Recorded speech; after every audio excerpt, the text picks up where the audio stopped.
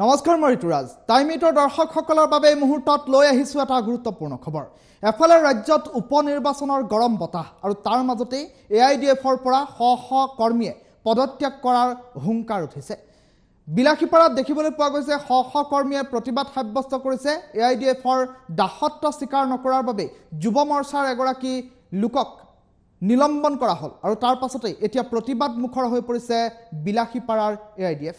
খহনীয়া দেখিবলৈ পোৱা গৈছে উপনিৰ্বাচনৰ প্ৰাক মুহূৰ্তত। বিলাসীপাৰাৰ এআইডিএফত চলিছে একনায়কত্ববাদ আৰু একনায়কত্ববাদ চলাৰ এক প্ৰকাৰ অভিযোগ উত্থাপন হৈছে।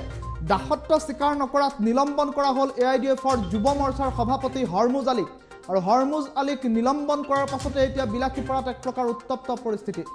দলীয় কৰ্মীয়ে উত্থাপন কৰিছে গুৰুতৰ অভিযোগ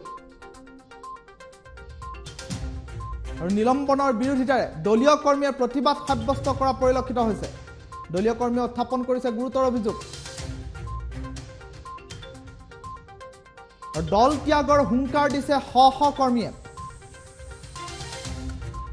যুৱ মৰ্চাৰ দায়িত্ব আৰু পদবী যদিহে হৰমুজ আলীক উভতাই নিদিয়ে তেনেহ'লে এআইডিএফ ত্যাগ কৰিব শ শ কৰ্মীয়ে।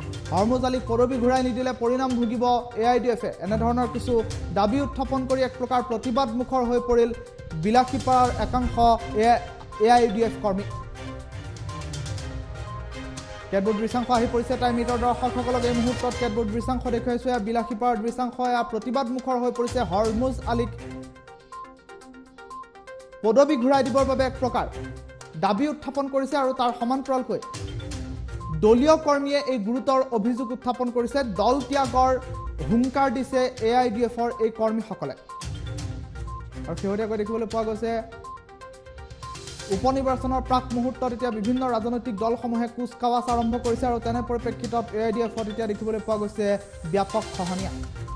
দাসত্ব স্বীকাৰ নকৰাত নিলম্বন কৰা হৈছে এআইডিএফৰ যুৱ মৰ্চাৰ সভাপতি হৰমুজ আলী।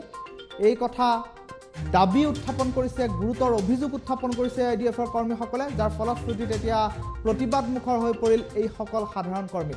আৰু যদিহে যুৱ মৰ্চাৰ সভাপতি হৰমুজ আলীক ঘূৰাই দিয়া নহয়, পদবী অথবা সন্মানেৰে উভতাই লোৱা নহয়, তেনেহ'লে পৰিণাম ভুগিব এআইডিএফে আৰু শ শ কৰ্মীয়ে এআইডিএফৰ পৰা পদত্যাগ কৰিব বুলি এক প্ৰকাৰ হুংকাৰ দিলে সংবাদ মাধ্যমৰ সন্মুখত।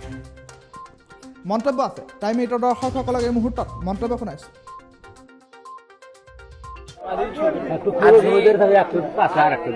আজি আমি কাৰ্যসূচী লৈছো কাৰণ যোৱা ২৭ তাৰিখত হৰমুজ আলী সাজুৰ বিৰুদ্ধে যি অভিযোগ অনা হৈছে সেই অভিযোগ ভিত্তিহীন অভিযোগ দিয়া হৈছে। অভিযোগটো আনিলে মুফতি ইয়াহিয়া কাশ্মীৰ চাহাব, তেওঁ সমষ্টি কমিটিৰ প্ৰেচিডেণ্ট হয়। তেওঁ মানে দলত মানে জিলা কমিটিৰ সভাপতি হোৱাৰ পিছৰ পৰাই, কাৰণ ইডিএফ দলত খহনীয়া বাপ আৰম্ভ হৈছে আৰু তেওঁ একনায়কত্ববাদ চলাই আছে। যদি হৰমুজ আলীক যিটো নিলম্বন কৰিছে এইটো প্ৰত্যাহাৰ নকৰে তেনেহ'লে কি কৰিব? তেতিয়া যদি প্ৰত্যাহ্বান নকৰে তেনেহ'লে আমি ইডিএফো নকৰো আৰু মই কাজিকাটা চুৱাপাতা গাঁও পঞ্চায়তৰ সম্পাদক হয়, মই পদত্যাগ কৰিম। ভৱিষ্যত অন্ধকাৰ হ'ব নিশ্চয়। এতিয়া বৰ্তমান এআইডিএফখন দুটা ভাগত বিভক্ত হ'ল নেকি? হয়, তেনেকুৱাই হৈ আছে। কাৰণ মানে জিলা কমিটিৰ যি সভাপতি আছে তেওঁৰে সকলো বস্তু লাগে আৰু পদবিলাক মানে তেওঁৰে লাগে। নিম্ন শ্ৰেণীক স্থানেই নিদিয়ে। জিপিৰ ইয়ুথ কমিটিৰ ছেক্ৰেটাৰী হওক আৰু আমাৰ যিটো ২২টা জিপিৰ ইয়ুথ কমিটিৰ প্ৰেচিডেণ্ট হৰমুজ আলী ভাই, ইয়াহিয়া মুফতি চাহাব যিটো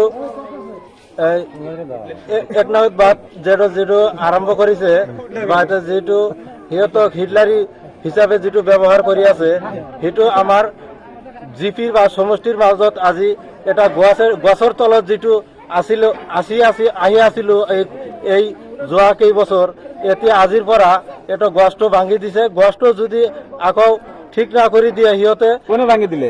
ইয়াহিয়া মুফতি চাহাবে আমাৰ গছৰ খুঁটিটো ভাঙি দিবলৈ চেষ্টা লৈছে। যদি সিহঁতে ঠিক না কৰি দিয়ে সিহঁতক অনথয় কাৰণে জংগী আন্দোলন চলাম আমাৰ ইয়ুথ কমিটিৰ পৰা। যদি প্ৰত্যাহাৰ নকৰা তেনেহ'লে আপোনাৰ লগত কিমান কৰ্মী পদত্যাগ কৰিব? আমাৰ লগত মিনিমাম ১০,০০০ ইডিএফ এই আমাৰ হুৰমুজ আলী ডাঙৰীয়াৰ লগত আৰু আমাৰ যুৱ মৰ্চাৰ পৰা পদত্যাগ কৰিম। আজিৰ দিনতে কৰিম যদি সিহঁতে যদি কোনো ব্যৱস্থা নলয়। আজি দিনতে মিনিমাম 10-15 হাজাৰ লোক আজিৰ দিনতে পদত্যাগ কৰি যাম ইডিঅ'ৰ পৰা। কাক আহ্বান জনাব এই সম্বন্ধে? এই সময়ত আমি হজৰত মৌলানা বদৰুদ্দিন সাহেব আৰু দলৰ সেক্ৰেটাৰী হাফিজ বছিৰ আহমেদ সাহেবক আজিলৈকে সংবাদ মাধ্যমৰ দ্বাৰাই কৈ আছো যে এইটো প্ৰত্যাহাৰ কৰিব লাগে আৰু আমাক লৈ বহি সেইটো মিলা মিছা কৰিব লাগে, নহ'লে আজিৰ পৰা 15,000 মানুহ আজিৰ দিনতে পদত্যাগ কৰিম ইডিঅ'ৰ দলৰ পৰা।